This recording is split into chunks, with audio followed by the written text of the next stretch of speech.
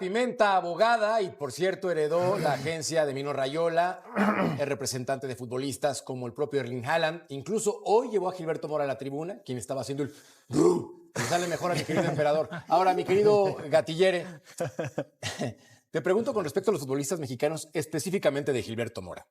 La oportunidad de que se vaya al viejo continente es inminente. Todo mundo habla incluso que va a llegar a Liverpool, que puede estar en el Real Madrid, que vale 30 millones de dólares según su propia representante. Cuéntame, ¿qué le conviene a este jugador mexicano? Bueno, como bien lo dijo Rafaela, ¿no? Está bien asesorada, sabe que el que le recomendó a Gilberto, este chico puede ser uno de los mejores futbolistas de México. Yo creo que lo puede comprar uno de esos equipos grandes, pero lo mejor sería que llegara a una liga como una holandesa, ¿no? Una liga de equipos importantes, No un top. Bruja. De momento, yo creo, tiene 17 años, creo que se debe de adaptar a donde ve, que Steve lo fiche un equipo grande, que lo preste, y luego que una vez que se adapten, lo puedan volver a traer a esos equipos grandes que pueden ser el Liverpool, el Milan, no sé, lo que tú quieras. Pero yo sí creo que está bien asesorada y yo le diría lo mismo. Hay que darle tiempo al chico, sacarlo de México, instalarlo en Europa, en una liga de menor calibre, pero de un equipo grande de esas ligas. Solo los talentos grandísimos como Messi pueden llegar al primer equipo a los 17 años. Pero hay diferencia, Matador, una cosa. El chico Messi se fue de los 12 años. Sí, se fue formando desde una diferencia. Es una distinción muy grande. ¿Qué puede ser, pero por no tiene ejemplo? la calidad suficiente como para llegar a un equipo grande. Pero no está a los 12 años allá. Ahora entiendo lo que dices, porque le pasó a Lainez. Claro, pero por ejemplo, un equipo pero a que no forma diferencia jugadores, de le fue muy eso, mal. Los mejores jugadores, Ceci, nada más, los mejores jugadores, ¿dónde han llegado? Luis Suárez, Ronaldo, así, yo creo que ese es el paso que deben de empezar a llegar, ¿no? A ver, yo nada más que te quiero comentar eso. Por ejemplo, el caso Vela.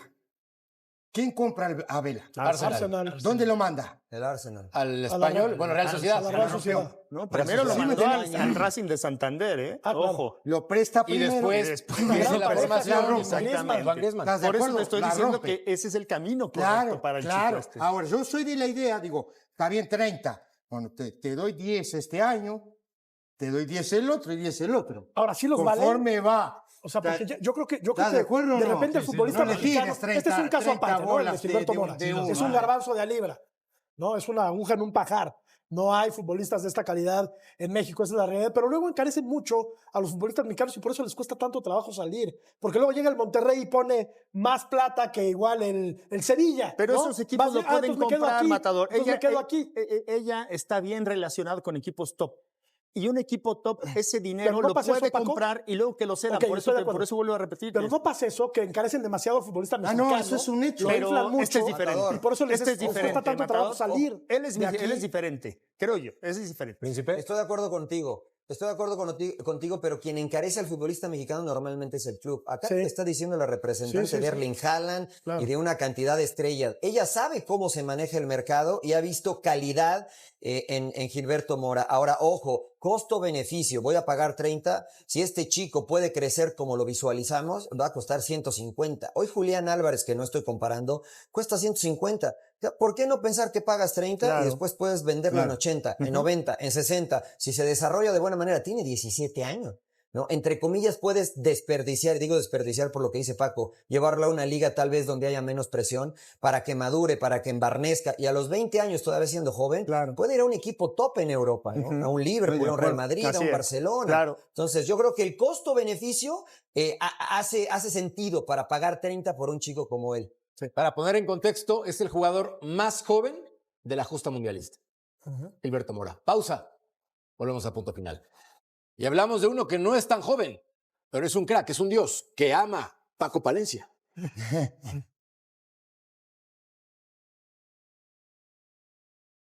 Veamos entonces las semifinales de esta justa mundialista, Príncipe, Francia, España, Inglaterra, Argentina. Y acá la pregunta es, ¿qué opinas de Lamine Yamal y su desempeño actualmente en este torneo, específicamente del jugador del Barcelona? Me parece que no está al 100% físicamente. Llegó arrastrando lesiones con el Fútbol Club Barcelona. Ya no jugó los últimos partidos con el conjunto culé. Y creo que le ha costado trabajo encontrar la mejor forma física. Como ha avanzado el torneo, se ha visto cada vez mejor, pero no creo que sea el futbolista determinante e influyente que espera la selección española. Aún sin él, La selección, me parece, ha encontrado la forma de sacar las victorias y me parece que ha dominado a la mayoría de sus rivales. Y le tocó ese un hueso durísimo de roer, que es obviamente enfrentar a una selección como la francesa. Vaya tiro, ¿no? No, es cualquier cosa. Ahora, yo te voy a decir una cosa. Más allá del tema de las lesiones, yo veo luego las entrevistas que le hacen a este muchacho, ¿no? Contra Uruguay, a Sanabria no le ganó ni un mano a mano. ¿Cuántos mano a mano ha ganado? Le sucede mucho, Fabio. Los menos. Le sucede mucho. ¿Estás de acuerdo o no? Jugó su mejor partido contra Bélgica, ¿no? Sí. Empezó a aparecer contra Bélgica. Pero profundo. Y no brilló. Pero profundo. Fue profundo. Pero te digo más, Matador, me parece que se han enaltecido tanto que es intermitente y uno espera que fuera mucho más continuo en la hora es muy joven para tener esa soberbia. Y esperas que sea mucho más continuo a la hora de ganar los manos a manos. Pausa. Ya ganó una Euro y 2 títulos con el Barça, malísimo, Yamal, ya.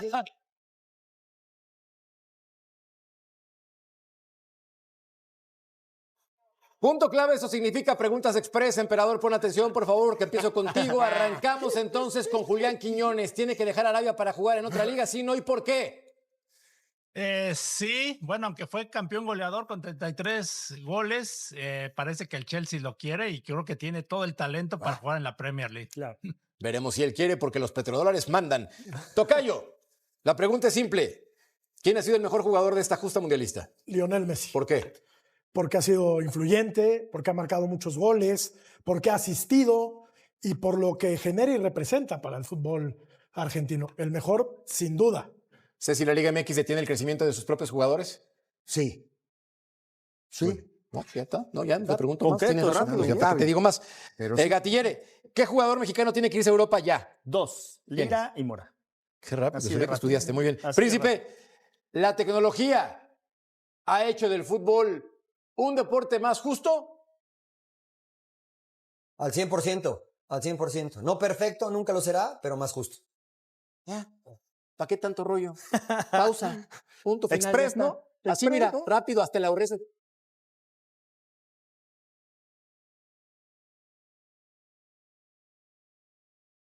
Tocayo, empápate. ¿De qué, Tocayo? De felicidad. ¿Por qué? Porque ¿quién crees que va a estar en la pantalla de ¿Quién? Fox Deportes? No me Ay, digas. por favor. Mis Potters Sí. y mis Rayos. Sí, señor. Los rayos del Necaxa. Queda nuestro bien, señor queda bien productor. con el productor, el señor, ¿viste? Gerardo Digareda lo pidió. Tocayo, es todo tuyo el promo, por favor. Necaxa contra Atlante, 8 del Este, 5 del Pacífico, en vivo a través de nuestra pantalla, Tocayo Fox Deportes. Muy bien. ¿Lo vas a Tremendo ver? obviamente. Partidazo. Con esto empieza la temporada. Partidazo. No te burles, canijo. Buena inauguración. Partidazo. Buena inauguración. Después de ver el Claro. Francia-España, échense Claro. ese partido. Bueno, 4 se conclusiones. come. Emperador, empiezo contigo. No, bueno, ya están los 4 selecciones, las mejores, y la verdad, híjole, no, un favorito, voy con Francia. Príncipe. Por primera vez en la historia están los 4 en la lista del ranking FIFA en semifinales, lo cual nos deja ver que el fútbol es justo. Mi favorito para repetir, Argentina. ¡Wow! Ceci. Para mí hay un campeón y es fácil. Gatillere. El campeón sale del Francia-España. Totocayo. Yo voy un poco más allá. Francia besará la copa. Le toca. Por justicia y por fútbol. ¿Cómo quedó la encuesta? La presentamos a continuación. Ustedes participaron. ¿Hasta dónde llegará Argentina? La gente opina que semifinales. Tome eso. Público conocedor, ¿no? Café. A nombre de todos, a continuación, Total Sports, bajo Montemayor, Eric Fisher. Un lujo. Chao.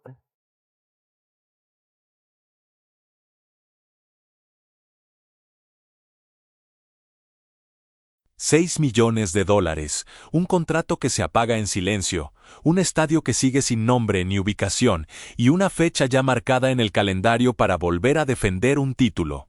Cruz Azul no tuvo una semana tranquila, tuvo una semana de esas que obligan a leer todo de principio a fin porque cada dato cambia el panorama del equipo de cara a la apertura 2026.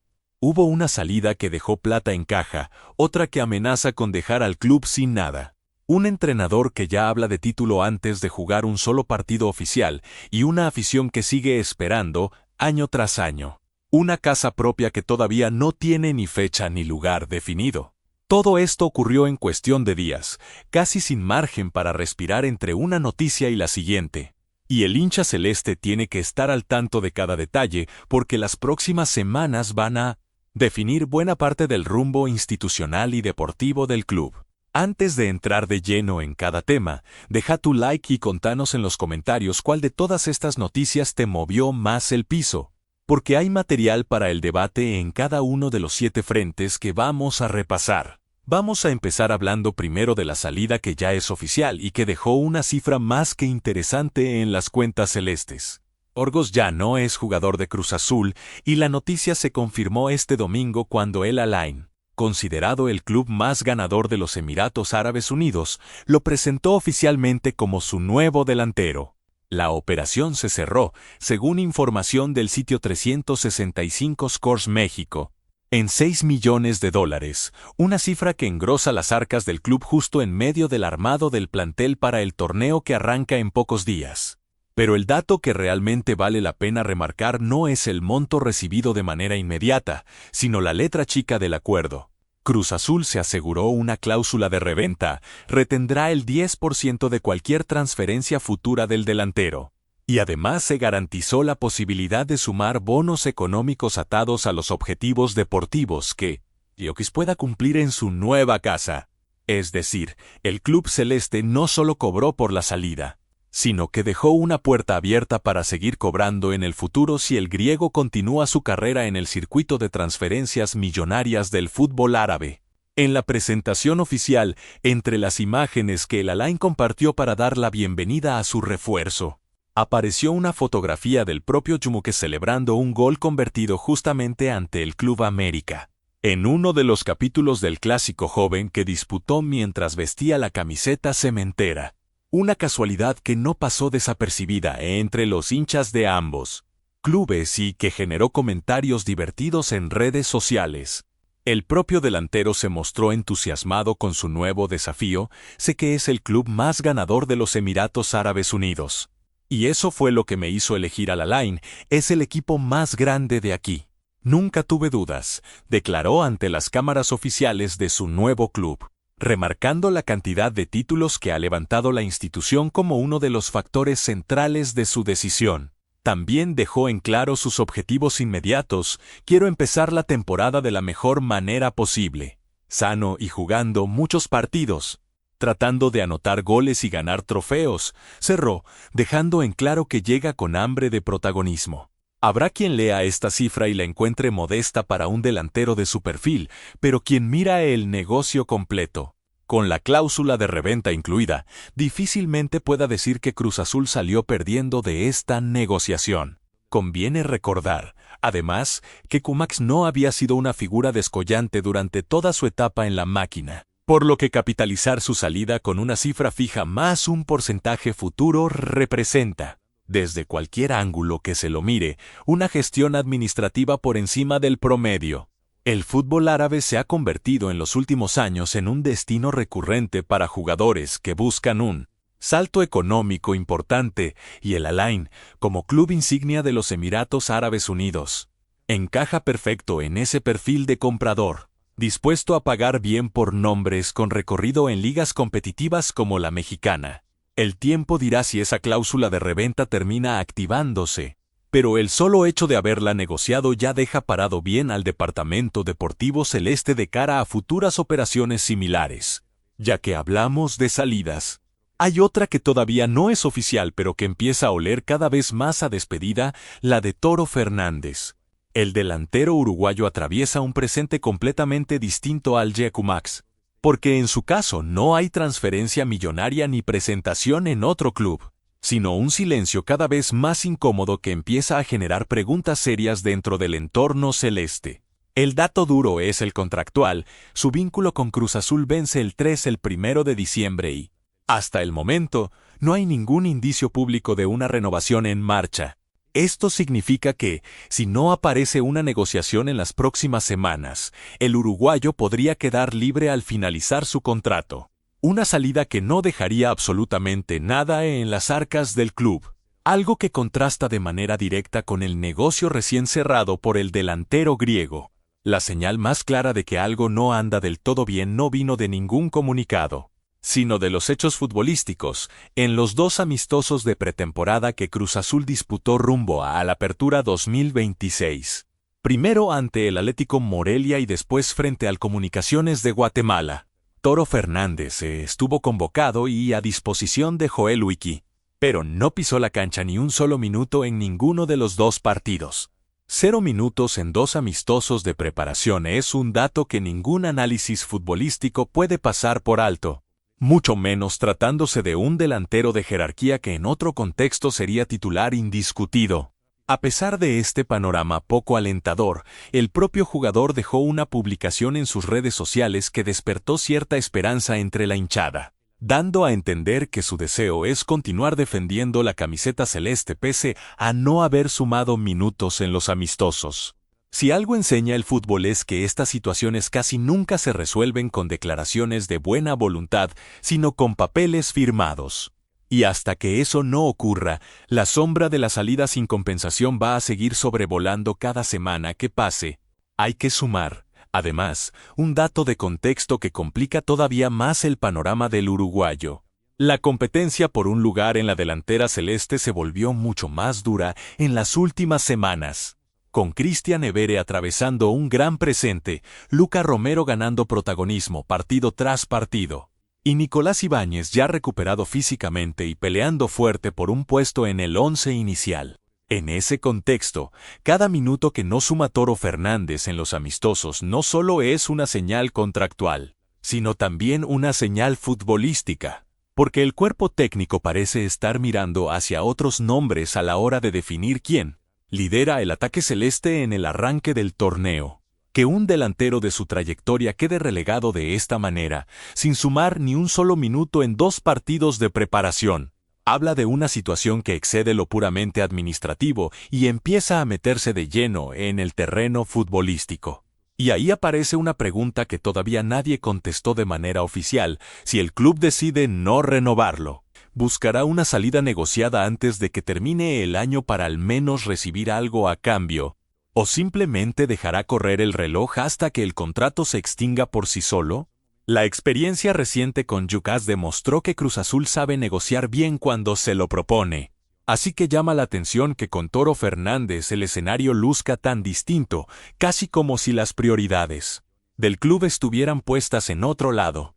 Cambiando de tema, pero sin salir todavía del capítulo de movimientos de plantel, toca hablar de los refuerzos que ya empiezan a integrarse de cara a la Apertura 2026. El nombre que más sigue de cerca la afición es el de Alan Montes, quien lleva más de una semana entrenando a la par del plantel profesional y que ayer sumó sus primeros minutos futbolísticos con el grupo. Según trascendió, el club tiene pensado presentarlo oficialmente como nuevo refuerzo apenas unos días antes del debut liguero ante el Atlético San Luis, en lo que sería una jugada pensada para generar expectativa justo en la previa del torneo. La esposa del futbolista incluso reaccionó públicamente a este debut incipiente, saliendo a defender a su pareja ante los primeros comentarios que empezaron a circular en redes sociales. Un gesto que deja ver el nivel de exposición mediática que ya rodea al jugador antes incluso de su presentación formal.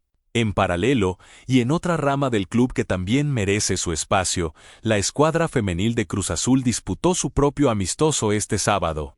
Encuentro que marcó el debut de Heidi Ruth, la nueva incorporación europea del equipo. La jugadora llega para reforzar un plantel que sueña con una campaña sólida en los próximos playoffs. Y su fichaje confirma una apuesta cada vez más firme del club por fortalecer la rama femenil. Algo que en los últimos años pasó de ser un detalle secundario a una prioridad institucional real. Quien conoce cómo suelen moverse este tipo de incorporaciones sabe que los fichajes que llegan sin ruido, como el de Montes, terminan siendo muchas veces los que más rinden cuando el torneo se pone exigente. Vale la pena también detenerse un momento en el fichaje de Heidi Ruth, porque no se trata de una incorporación menor dentro del proyecto celeste. La rama femenil de Cruz Azul viene trabajando de manera sostenida en los últimos años para consolidarse entre los planteles más competitivos de su categoría. Y sumar una jugadora con experiencia internacional apunta directamente a fortalecer un plantel que ya tiene puesta la mira en los playoffs de esta temporada. La estrategia de presentar a Montes recién unos días antes del debut liguero también tiene su lógica desde lo mediático. Generar expectativa creciente en la previa del torneo, manteniendo al hincha pendiente de cada entrenamiento y cada imagen filtrada, hasta llegar al momento justo de la presentación oficial con el mayor impacto posible. Ahora bien, ya que estamos en la pretemporada, hay que meterse de lleno en el resultado deportivo más importante de estos días. La contundente goleada de Cruz Azul por 6-0 sobre el Comunicaciones de Guatemala. El último amistoso de preparación antes del arranque oficial de la Apertura 2026. El partido se disputó en el otrora Estadio 10 de diciembre, ahora rebautizado como Estadio Refundación, también mencionado en algunos reportes bajo el nombre de Estadio Ciudad Cooperativa, con la presencia de poco más de 8,000 aficionados que se acercaron a alentar al plantel celeste. Más allá de que el rival mostró una diferencia de nivel evidente y en ningún momento representó una amenaza real para la defensa cementera, el encuentro dejó postales muy interesantes de cara al inicio del torneo. La gran figura de la tarde fue Luca Romero, autor de un doblete que volvió a mostrar destellos de un potencial que lo perfila como una alternativa, firme para pelear un lugar en el once inicial. El argentino Christian Eber también aportó lo suyo con 2 goles convertidos en el arranque mismo del partido, dando continuidad a la buena racha que venía mostrando desde la instancia de liguilla del torneo anterior. Charly Rodríguez sumó otro tanto a la cuenta celeste, y un gol del combinado guatemalteco terminó de completar la manita con la que Cruz Azul cerró su pretemporada. Pero, sin dudas, la noticia futbolística más esperada por el hincha fue el regreso a las canchas de Nicolás Ibáñez, delantero que se había perdido la totalidad de los partidos eliminatorios del torneo Clausura 2026 por una lesión. El ex Tigres ingresó en el complemento y disputó 35 minutos, sumando ritmo y confianza de cara a lo que será su posible debut oficial en las próximas fechas. El periodista César Caballero, reconocido por su trabajo en ESPN, confirmó a través de su cuenta de X que el delantero argentino ya se encuentra en óptimas condiciones físicas para el arranque del certamen, lo que abre un debate táctico interesante dentro del cuerpo técnico. Se presume que Ibáñez disputará el puesto de atacante titular con Evere, ya que Joel Huicui suele parar a su equipo con un solo delantero de referencia en punta. Da gusto ver a un equipo golear de esta manera en la última prueba antes del torneo, aunque conviene no perder de vista que goleadas así, ante rivales de este nivel, dicen poco sobre lo que realmente va a pasar cuando empiecen a correr los puntos. Lo que sí queda claro, más allá del resultado abultado, es que Joel Huicui llega al arranque de la Apertura 2026 con varias alternativas ofensivas, en un nivel de forma más que aceptable, algo que no siempre es sencillo de lograr en pretemporada, donde las cargas físicas y los distintos tiempos de recuperación de cada jugador suelen jugar en contra de la puesta a punto colectiva. El regreso de Ibáñez, en particular, cambia por completo el mapa de opciones en la delantera, porque su presencia obliga al cuerpo técnico a repensar la jerarquía de nombres que hasta hace poco parecía más definida. Con Evere en gran nivel, Romero mostrando destellos de calidad y Ibáñez recuperando el ritmo de a poco. La pelea por la titularidad promete ser uno de los capítulos más interesantes para seguir de cerca en las primeras jornadas del torneo. Ya que hablamos del funcionamiento del plantel, conviene detenerse también en las palabras que dejó Joel Huicui en medio de todo este proceso de pretemporada. El estratega celeste utilizó sus redes sociales para agradecer el recibimiento que tuvo el plantel en la Ciudad Cooperativa, sede donde se disputaron los últimos amistosos de preparación. Muchas gracias, Ciudad Cooperativa Cruz Azul, por el cálido recibimiento y el apoyo inquebrantable. Volver al lugar donde todo comenzó nos llena de orgullo, nos fortalece y nos motiva a seguir trabajando con la misma pasión para alcanzar cada uno de nuestros objetivos, escribió el entrenador en su cuenta de Instagram, cerrando el mensaje con una frase que resume el sentimiento del club, historia y corazón, el equipo que nació de su gente. Estas palabras no solo reflejan un gesto de agradecimiento hacia la afición, sino que también se dan en medio de un contexto particular, la incertidumbre que todavía rodea al futuro estadio de Cruz Azul. cuya ubicación definitiva sigue sin confirmarse de manera oficial. En este marco, el periodista Adrián Esparza lanzó una propuesta concreta que generó debate entre los hinchas. Construir el nuevo recinto celeste justamente en la Ciudad Cooperativa, el mismo lugar donde se disputaron los amistosos de pretemporada. En mi opinión, el nuevo estadio de Cruz Azul debería construirse en la Ciudad Cooperativa. Las 2 visitas del equipo allí fueron un éxito rotundo. La afición respondería con entusiasmo. Y hay espacio suficiente para construir un estadio y un complejo deportivo completo, planteó el comunicador, alimentando una discusión que ya lleva varios meses sin resolución definitiva. Además de estas declaraciones, Vicui también se refirió a otros temas relevantes en la previa del arranque del torneo, como su alegría por regresar a su tierra natal tras el amistoso ante la selección guatemalteca. Muy feliz, sobre todo por estar de vuelta en casa, que es obviamente uno de mis lugares favoritos, La Noria, Hidalgo. Estoy muy feliz de estar aquí, expresó el estratega, dejando ver el costado más personal detrás del entrenador. Y sobre el desafío inmediato que representa la final del campeón de campeones ante el Toluca, prevista para mediados de julio, Vicui se mostró completamente confiado. Es un gran desafío. El equipo está listo para ganar, obviamente. Primero tenemos que jugar el primer partido contra San Luis, después contra Puebla.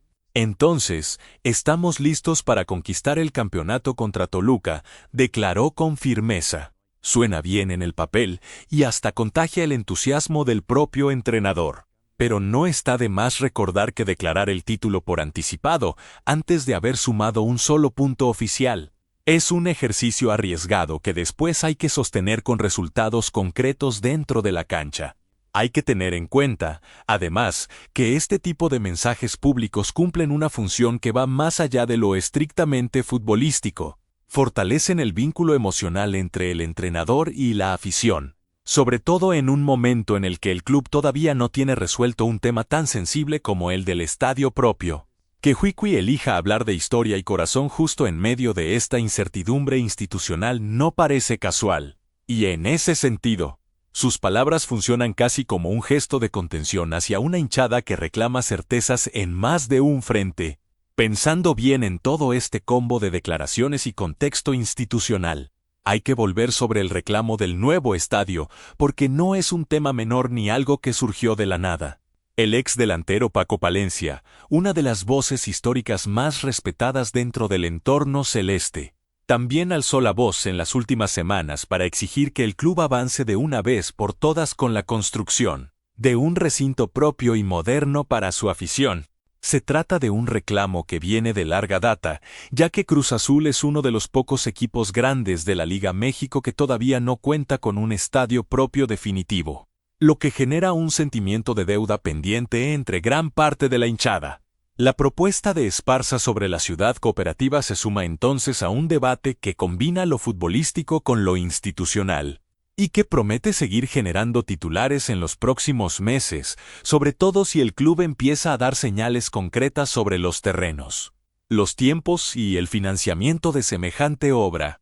Cuesta encontrar, entre los grandes de México, otro club con una hinchada tan numerosa y tan fiel que siga esperando, año tras año, una casa propia definitiva, y ese contraste, la verdad, empieza a pesar cada vez más sobre la paciencia de la gente.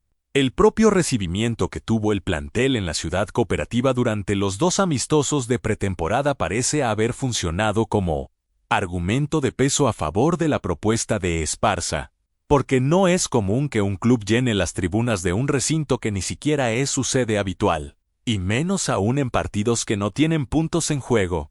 Si la dirigencia celeste realmente está evaluando alternativas concretas para la construcción del nuevo estadio, difícilmente pueda ignorar una respuesta de público tan contundente como la que se vio en estos 2 amistosos, sobre todo en un momento donde cada gesto de la afición parece estar siendo leído con lupa por el propio club. Y ya que hablamos de historia y de lo que se viene, no podemos cerrar este resumen sin poner el foco en la fecha más importante para todo el hincha celeste: el debut oficial de Cruz Azul en el torneo Apertura 2026. La máquina se estrenará en el campeonato el próximo viernes 17 de julio, a las 19 horas en el uso horario del centro de México, cuando visite Atlético San Luis en el Estadio Libertad Financiera, recinto que hasta hace poco tiempo también era conocido bajo otro nombre comercial. Este compromiso corresponde a la primera jornada del torneo y marcará el arranque oficial de la defensa del título que Cruz Azul conquistó en el Clausura 2026, un dato no menor teniendo en cuenta que llegar como campeón vigente siempre representa una presión extra a la hora de afrontar cada partido. El propio Joel Wiki ya dejó en claro que el objetivo del plantel es arrancar con una victoria en un campo que históricamente resulta complicado para cualquier visitante, y todo indica que el entrenador ya tiene definidas varias de las piezas que utilizará en ese primer compromiso, sobre todo después de haber visto el nivel mostrado en los amistosos de pretemporada. La pregunta que queda flotando es si Nicolás Ibáñez estará en condiciones de sumar minutos desde el arranque, si Toro Fernández finalmente vestirá la camiseta celeste en algún momento del torneo, y si Alan Montes ya podrá formar parte de la lista de convocados apenas se confirme su presentación oficial. Ese viernes va a servir como termómetro real de todo lo que se habló durante esta pretemporada. Porque una cosa es golear 6-0 a un rival de Guatemala en un amistoso, y otra muy distinta es sostener ese nivel cuando empiecen a correr los puntos oficiales del torneo, con la obligación extra de defender el escudo de campeón vigente en la Liga México. El Atlético San Luis, además, no es un rival cualquiera para empezar un torneo, ya que suele plantear partidos trabados y de pocos espacios. Algo muy distinto a lo que Cruz Azul enfrentó en sus 2 amistosos de preparación. Ahí es donde se va a poder medir con mayor claridad si los goles convertidos ante él, Comunicaciones fueron reflejo de un buen funcionamiento colectivo o simplemente el resultado de una diferencia de nivel entre planteles. Lo cierto es que, gane o no gane ese primer partido, la sola posibilidad de ver a Nicolás Ibáñez, Christian Ebery y Luca Romero compartiendo minutos en una misma alineación ya genera una expectativa enorme entre los hinchas, que después de una pretemporada cargada de buenas noticias futbolísticas llegan con ansias de ver por fin al equipo compitiendo en serio. Con todo este panorama sobre la mesa, Cruz Azul llega a los últimos días previos a la Apertura 2026 con más preguntas que certezas, pero también con motivos suficientes para generar expectativa entre su afición. Una salida que dejó dinero y una cláusula inteligente. Otra que amenaza con quedarse sin nada, refuerzos que empiezan a sumar minutos de a poco. Una goleada que ilusiona sin garantizar nada, un entrenador confiado que ya habla de título. Un reclamo histórico por un estadio propio y una fecha marcada en rojo para el próximo viernes. Cada uno de estos 7 frentes tiene su propio calendario de definiciones. Y no sería extraño que en las próximas semanas varios de ellos terminen cruzándose entre sí. Una eventual salida de Toro Fernández podría abrir espacio presupuestario para nuevos refuerzos. Una definición sobre el estadio podría cambiar por completo la relación entre el club y su gente y el rendimiento en la cancha. Sobre todo en ese primer partido ante San Luis, va a terminar de darle sentido o no a todo el optimismo que dejó esta pretemporada. Contanos en los comentarios qué tema te generó más expectativa. Deja tu like si llegaste hasta acá. Y seguí atento porque en los próximos días vamos a tener definiciones sobre varios de estos frentes que todavía siguen abiertos.